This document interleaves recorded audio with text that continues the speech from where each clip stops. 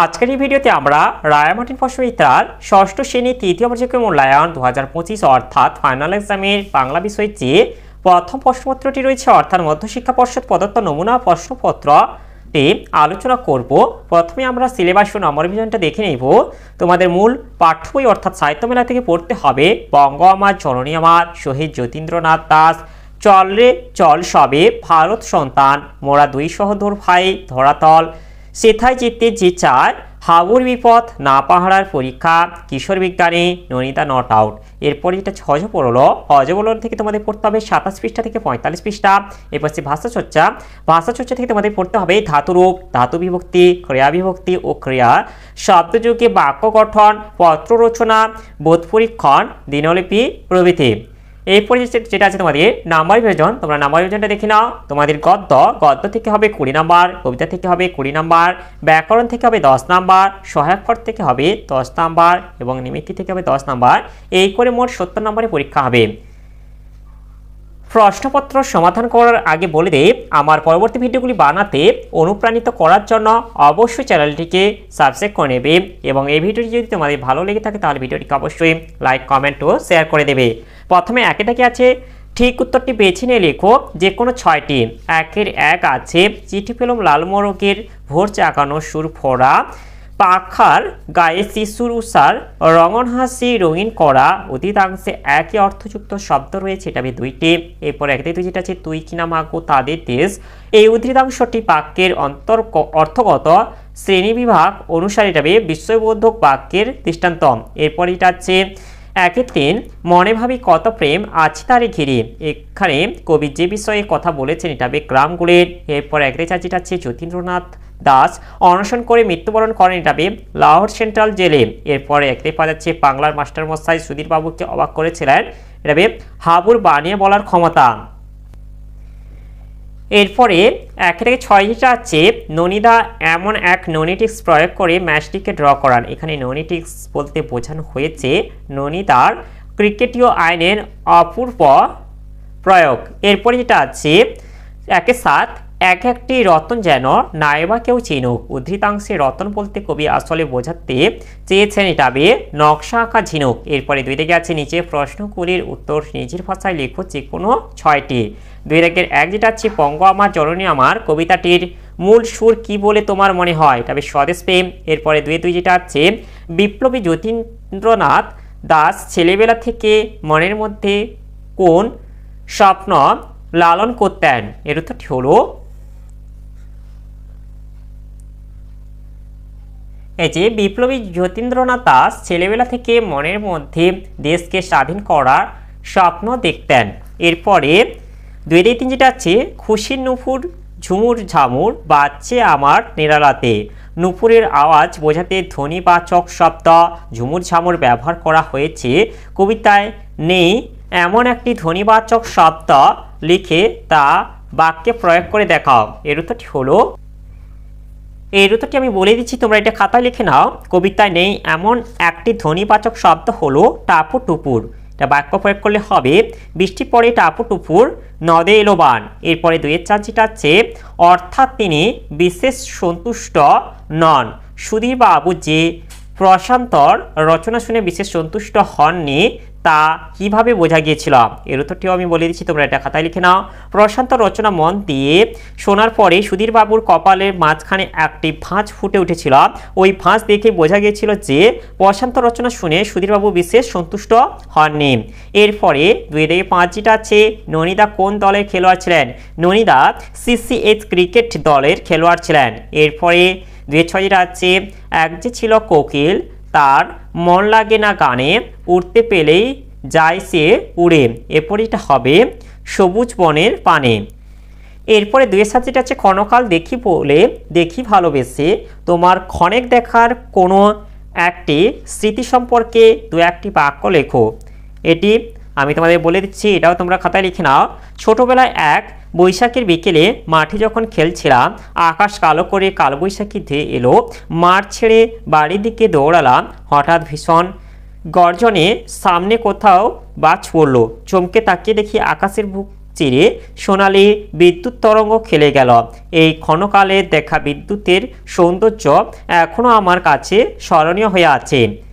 এরপরে তিনি দাঁড়িয়ে আছে নিচে প্রশ্নগুলির কয়েকটি বাক্যে উত্তর দাও, যে কোনো চারটি। তিনি দেখে এক যেটা আছে, বিপ্লবীরাও আত্মগোপনের প্রয়োজনে ছদ্মনাম ব্যবহার করেন।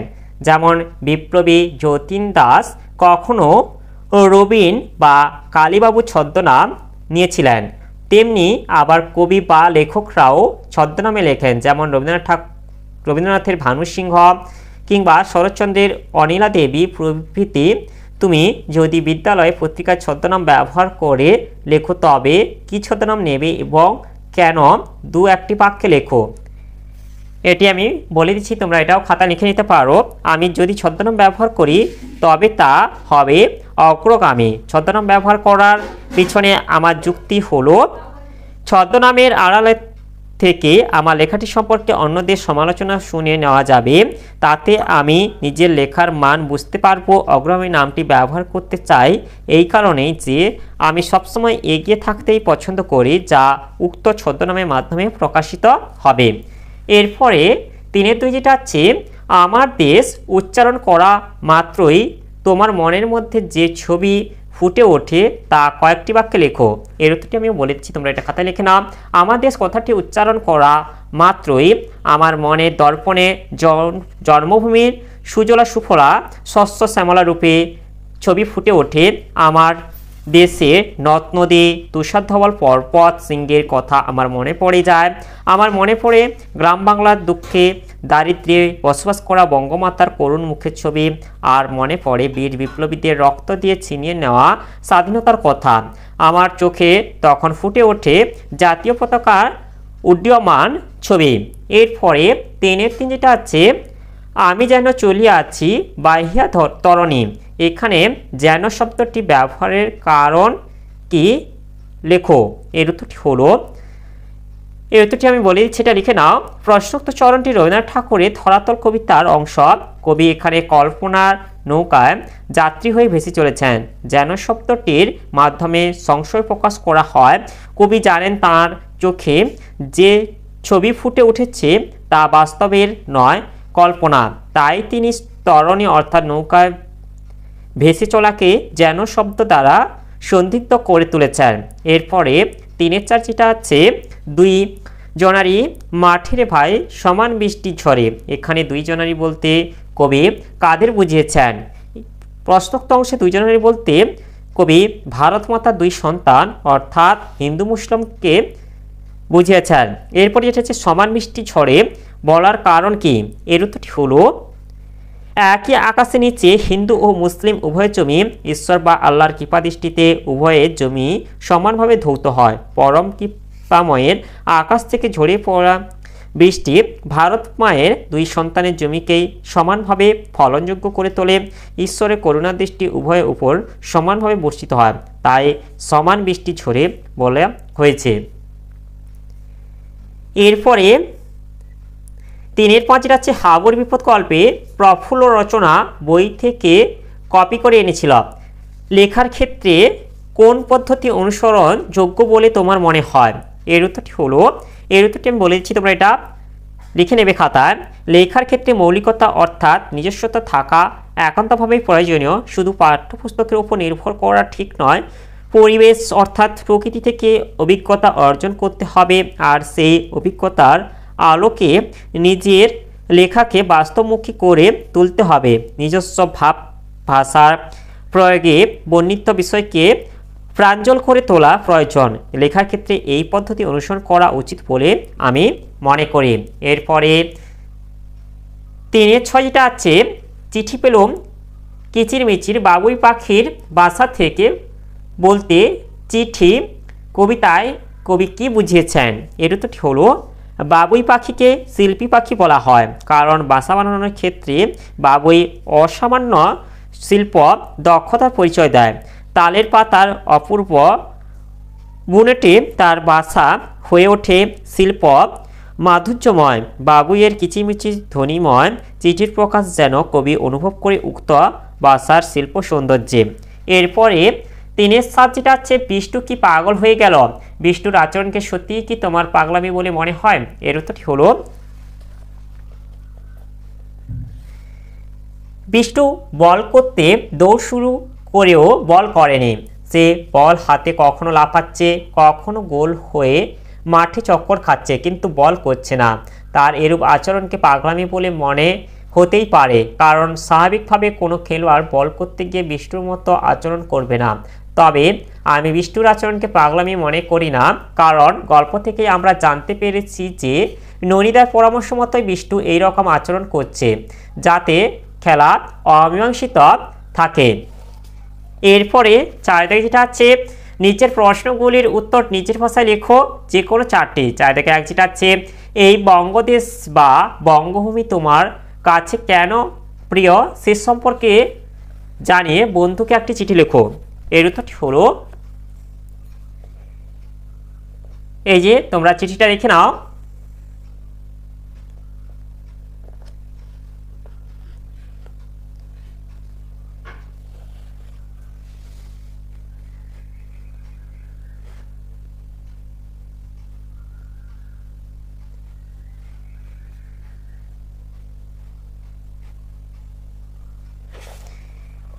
এরপরে 4-2 যেটা আছে ঝিনুক তো নয় বিদ্যা রতন মারিয়ে না যায় হেলায়, প্রসঙ্গটি তাৎপর্য ব্যাখ্যা করো। এর উত্তরটি হলো, প্রশ্নোক্ত অংশটি কবি অন্নদাশঙ্কর রায় রচিত কিশোর বিজ্ঞানী নামক কবিতা থেকে নেওয়া হয়েছে। আলোচ্য কবিতায় কিশোর বিজ্ঞানী বলতে বিশ্ববিখ্যাত বিজ্ঞানী আইজ্যাক নিউটনকে বোঝানো হয়েছে। ছোটবেলায় সময় পেলেই তিনি সাগরে বেলাভূমিতে চলে যেতেন এবং মনের আনন্দে সেখান থেকে ঝিনুক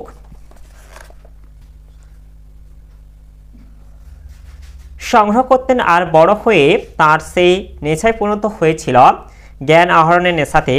সেই প্রসঙ্গেই কবি প্রশ্নোক্ত উদ্ধৃতিটিকে তুলে ধরেছেন। ছোটবেলায় কিশোর বিজ্ঞানী রং বেরঙের নকশা কাটা ঝিনুক সংগ্রহ করতেন, আর বড় হলে তিনি সাগরবেলা থেকে বিদ্যারত্ন সংগ্রহে মেতে উঠেছিলেন। রত্নের সন্ধান সকলে পায় না, বলা বাহুল্য রত্নের গুরুত্ব সকলে অনুধাবন করতে পারে না। রত্নকে চিনতে হলে জহুরি হতে হবে, না হলে অবহেলায় রত্ন হাতছাড়া হয়ে যায়। বিদ্যারত্ন তেমনই, জ্ঞানবিদ্যা অর্জন করতে হলে সাধনা করতে হবে। একনিষ্ঠভাবে সাধনা করলে বিদ্যা বা জ্ঞান ধরা দেবে, নচেত তাকে কিছুতেই আয়ত্ত করা যাবে না। অবহেলায় যেমন ঝিনুকে গুণাগুণ বোঝা সম্ভব নয় তার মধ্যে থেকে মুক্ত খুঁজে পাওয়া, তেমনি অবহেলা করলে বিদ্যারত্নকে খুঁজে পাওয়া কখনোই সম্ভব নয় বলে কবি মনে করেছেন। সারা জীবন সাধনা করেও এই বিপুল জ্ঞান সাগর থেকে সামান্য জ্ঞানই আমরা সংগ্রহ করতে পারি, তবে সেটুকু পাবার জন্য নিরলস চেষ্টা, অধ্যবসায় ও একাগ্রতা থাকতে হবে, না হলে হেলায় তা হাতছাড়া হবে। প্রশ্নোক্ত অংশের মাধ্যমে কবি একথা বলতে চেয়েছেন। এরপরে 4-3 যেটা আছে হাবুর বিপদ গল্পে বাংলার মাস্টারমশাই সুধীর বাবুর মধ্যে এক স্নেহশীল, পরিশ্রমী, আদর্শবাদী, শৃঙ্খলাপরায়ণ ও প্রশ্রয়দাতা মানুষকে আমরা খুঁজে পাই, আলোচনা করো। এর উত্তরটি হলো,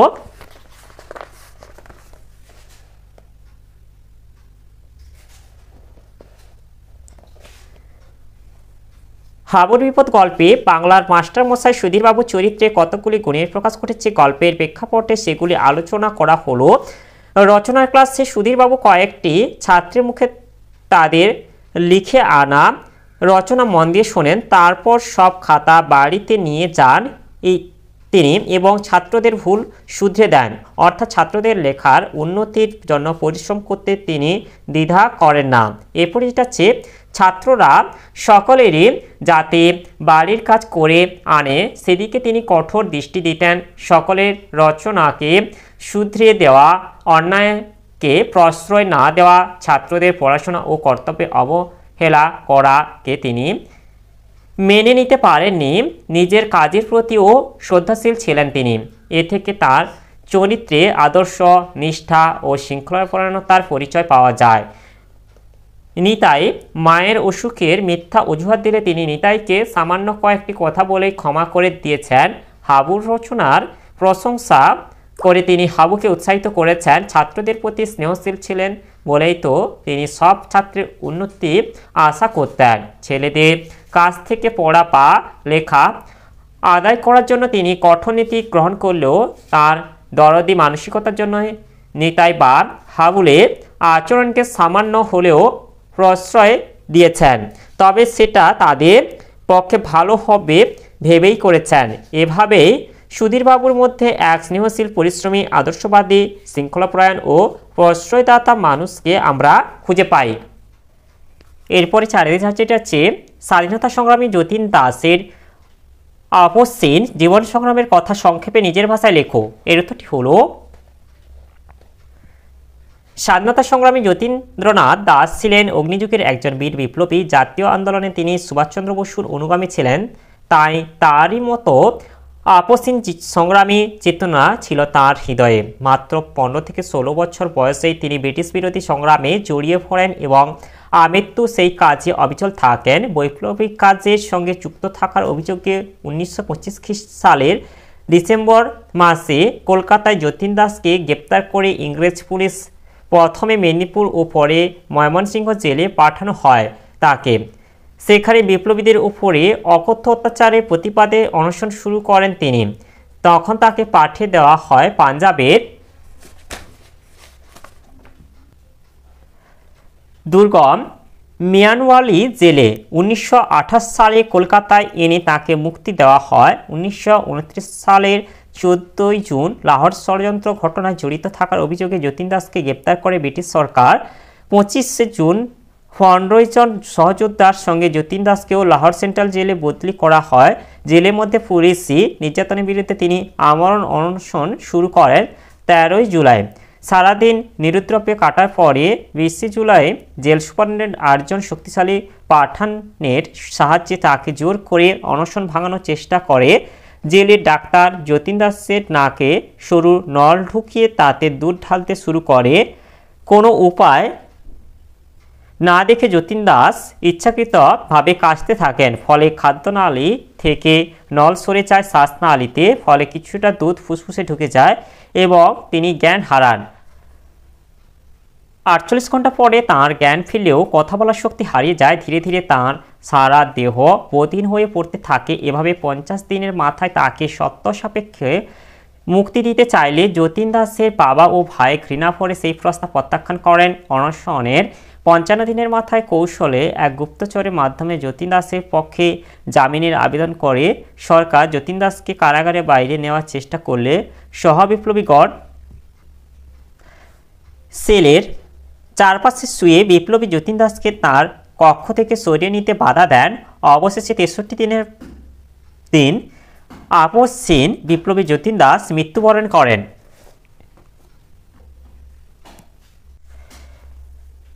এরপরে 4 থেকে 5 যেটা আছে, ফস করে পকেট থেকে ক্রিকেট আইনের বই বের করে দেখিয়ে দিলেন। কে ক্রিকেট আইনের বই বের করে কি দেখিয়েছিলেন? পাঠ্যাংশটি পড়ে তোমার মনের মধ্যে যে প্রশ্নগুলি জেগে ওঠে এমন 3টি প্রশ্ন লেখো। এর উত্তরটি হলো,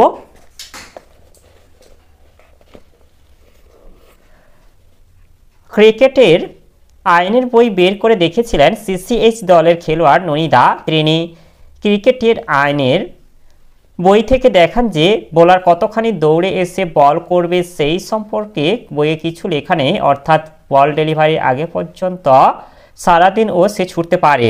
এরপর এটা হচ্ছে, পাঠ্যাংশটি পড়ে আমার মনে কয়েকটি প্রশ্ন তৈরি হয়েছে। সেগুলি হলো, এক হচ্ছে বল করতে গিয়ে মাঠের মধ্যে বিষ্টু যে অদ্ভুত আচরণ করেছে সেটা আম্পায়াররা কেন মেনে নিলেন।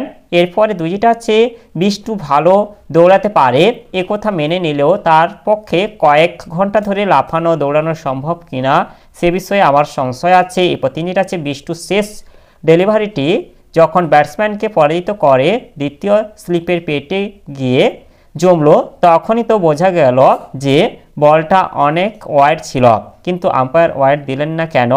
কাহিনী পড়ে এমনই কিছু প্রশ্ন আমার মনে জেগেছে।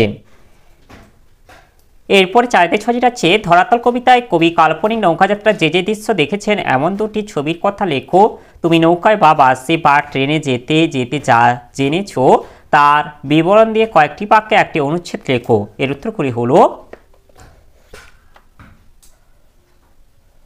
ধরাতল কবিতায় কবি রবীন্দ্রনাথ ঠাকুর কাল্পনিক নৌযাত্রার ছবি অঙ্কন করেছেন। এমন দুটি ছবির পরিচয় নিচে দিলাম। এক হচ্ছে নদীর দুই কূল সবুজে শ্যামলে সমাচ্ছন্ন ধরনী, অর্থাৎ সবুজ বৃক্ষলতা ও কৃষিক্ষেত্রে ব্যাপ্ত হয়ে আছে। দুই, নদী তীরের গ্রামগুলি ছায়াঘেরা স্নান্ত স্নিগ্ধ, তারা যেন স্নেহ মায়া ভালোবাসার নিবিড় বন্ধনে পরস্পরের সঙ্গে জড়িয়ে আছে। এরপরে যেটা হচ্ছে আমি একবার মা বাবার সঙ্গে ট্রেনে করে তারকেশ্বর গিয়েছিলাম। সকাল 6:30টায় বালি স্টেশন থেকে ট্রেনে উঠে জানালার পাশের একটি সিটে বসলাম। সময়টা শরৎকাল থাকায় জানালা দিয়ে ঠান্ডা বাতাস আসছিল। বাইরে কুয়াশা কেটে গিয়ে সূর্যের শুভ্র কিরণ দীপ্ত হচ্ছিল। সেই আলোতে প্রকৃতির অপূর্ব ছবি আমার চোখে ধরা পড়ে। ট্রেন চলেছে সামনের দিকে আর পার্শ্ববর্তী গ্রামগুলি পিছনে সরে সরে যাচ্ছে। কৃষকের জমি দেখতে পেলাম, সেখানে কোথাও সবুজ ধান গাছ মাথা তুলে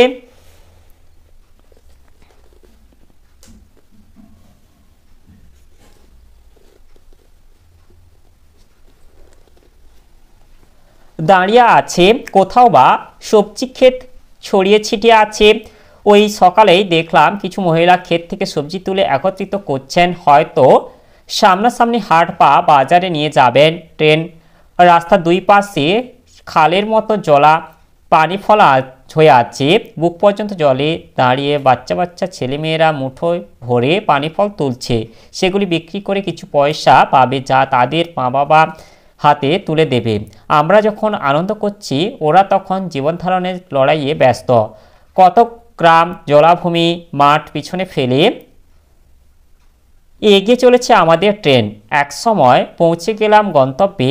ট্রেনে যেতে যেতে এমন ছবি আমি দেখেছি এবং গ্রামের জীবন সম্পর্কে সামান্য কথাই জেনেছি আমার দেখা দৃশ্যাবলী থেকে।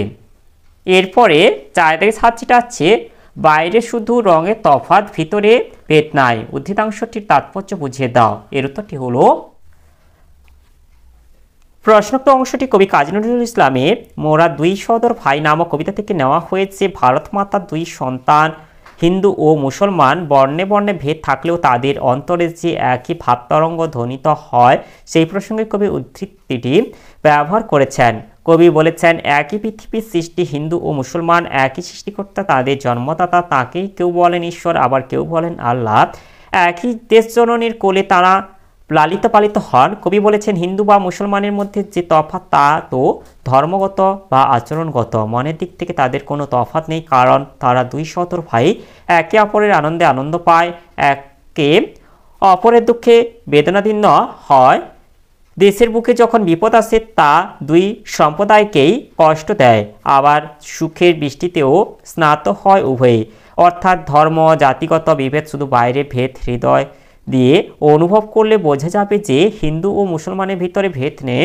প্রশ্নোক্ত উদ্ধৃতিটির মাধ্যমে কবি এই কথাগুলি বোঝাতে চেয়েছেন। এরপরে 4 থেকে 8 যেটা আছে হাবর বিপদ গল্পটি পড়ে এছাড়া গল্পটির অন্য আর কি নাম দেওয়া যেতে পারে বলে তোমার মনে হয়, তোমার দেওয়া নামকরণের পক্ষে যুক্তি দাও। এর উত্তরগুলি হলো অজিও রায় রচিত হাবর বিপদ গল্পটি পড়ে আমার মনে হয়েছে অন্য একটি নামও এই গল্পে দেওয়া যেত, তা হলো হাবর বিপদ মুক্তি। নামকরণ সাহিত্যের গুরুত্বপূর্ণ বিষয়। কাহিনীর বিষয়বস্তু অনুধাবন করার ক্ষেত্রে নামকরণ প্রধান ভূমিকা গ্রহণ করে। সেক্ষেত্রে পর্ষদের দেওয়া নামকরণটি থেকে বোঝা যায় যে গল্পের কেন্দ্রীয় চরিত্র হতে চলেছে হাবু এবং সে বিপদগ্রস্ত। গল্পের প্রথম দিকে আমরা তাই দেখি হাবু বিদ্যালয়ে প্রবেশ করতে চাইছে না, কারণ বাড়ির কাজ অর্থাৎ স্কুলের হোমওয়ার্ক সে করেনি। আবার বিদ্যালয়ে না গেলে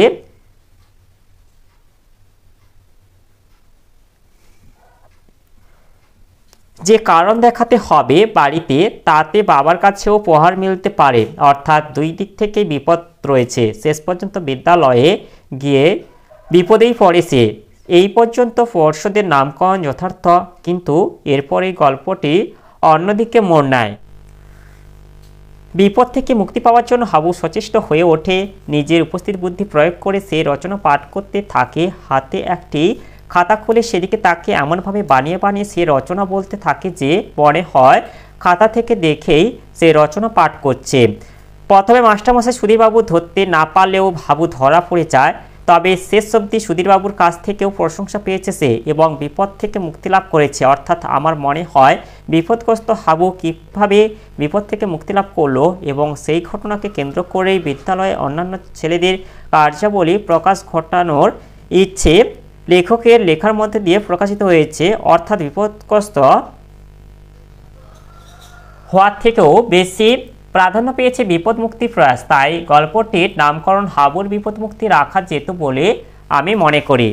এরপর যেটা আছে 5 দাগে নিচের প্রশ্নগুলির উত্তর দাও যে কোনো দুটি। 5 দাগে এক যেটা আছে বাদুর বলে ওরে ও ভাই সজারু, এই গানটি কে গেছিল? এটা আমি নেড়া গিয়েছিলাম। এরপরে 5 দাগে 2 যেটা আছে ছাগলের সেজো মামার কি হয়েছিল? ছাগলের সেজো মামার আধখানা কুমিরে খেয়েছিল, তাই বাকি আধখানাও মরে গিয়েছিল। এরপরে 5 দাগে 3 যেটা আছে মোকদ্দমার রায়ে কে শাস্তি পেয়েছিল? মোকদ্দমার রায়ে নেড়া শাস্তি পেয়েছিল। এরপরে 6 দাগে আছে নিচের যে কোনো একটি প্রশ্নের কয়েকটি বাক্যে উত্তর লেখো। 6 দাগে 1 যেটা আছে হিজিবিজবিজ এর যেমন বিভিন্ন সময়ে নাম বদলায়, তেমনি এমন কোনো কিছু তুমি নাম জানো কি যার বিভিন্ন সময়ে নাম বদলে যায়, সে সম্পর্কে কয়েকটি বাক্যে লেখো। এর উত্তরটি হলো আমি একটি প্রাণীকে জানি যার বিভিন্ন সময়ে নাম বদলে যায়, সেটি হলো একটি গিরগিটি। একদিন বল খেলতে খেলতে ঝোপের ভিতরে খেলার বলটি চলে গিয়েছিল। বলটি আনতে ঝোপের মধ্যে ঢুকেই দেখি মস্ত একটি গিরগিটি আমার দিকে তাকিয়ে আছে। ওকে হঠাৎ দেখে আমি একটু ঘাবড়ে গিয়েছিলাম। দেখলাম ওর শরীরটা কেমন সবুজ থেকে লাল হয়ে গেল। হঠাৎই ও আমার নাম জিজ্ঞেস করে বসলো। নিজেকে সামলে নিয়ে বললাম, নিতাই, তোমার নাম? আমি চমকে উঠেছিলাম ওর পরিষ্কার বাংলা উচ্চারণ শুনে। হাসি হাসি মুখে গিরগিটিটা জানালো, তোমরা আমাকে গিরগিটি বলে জানো, কিন্তু আমার আরও কয়েকটি নাম আছে। যেমন একটু আগেই আমার নাম ছিল শ্যামল আর এখন আমার নাম লালটু।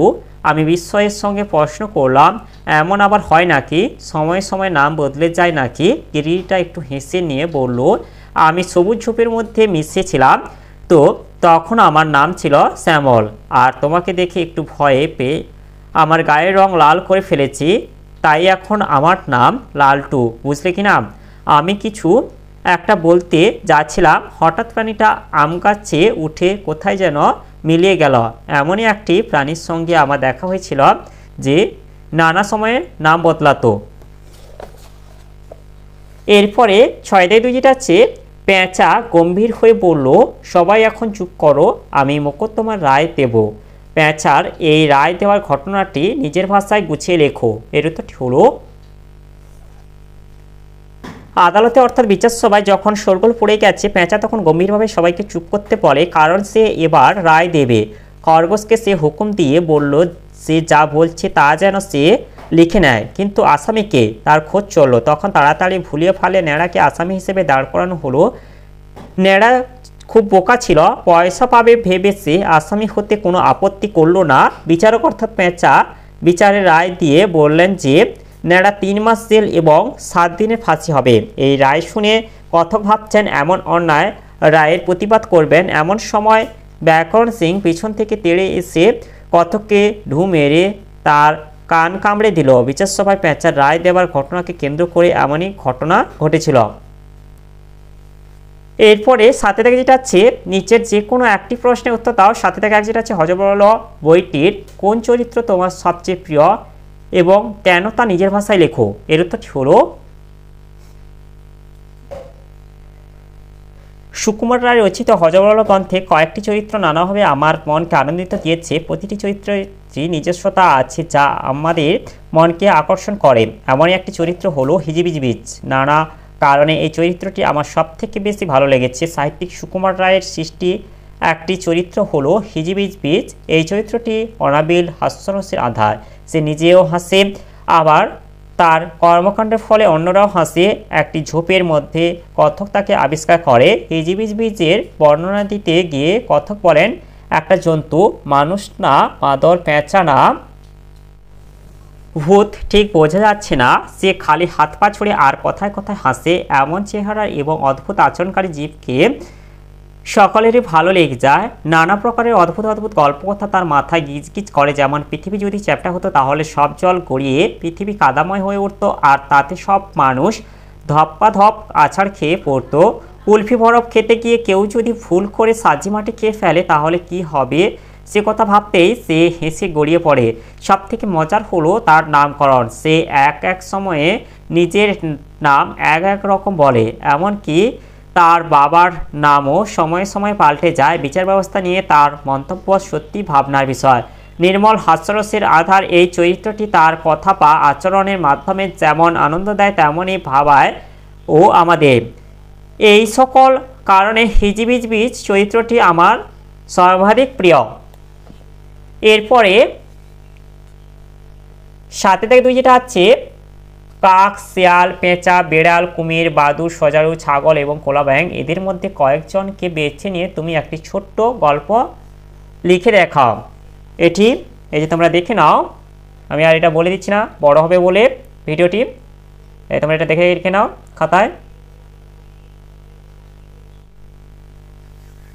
এরপরে 8 গেছে নিচের অনুচ্ছেদটি মনোযোগ দিয়ে পড়ে প্রশ্ন অনুসারে উত্তর দাও। এটা তোমরা পড়ে নেবে, আমি আর পড়ছি না, ভিডিওটি বড় হয়ে গেছে বলে।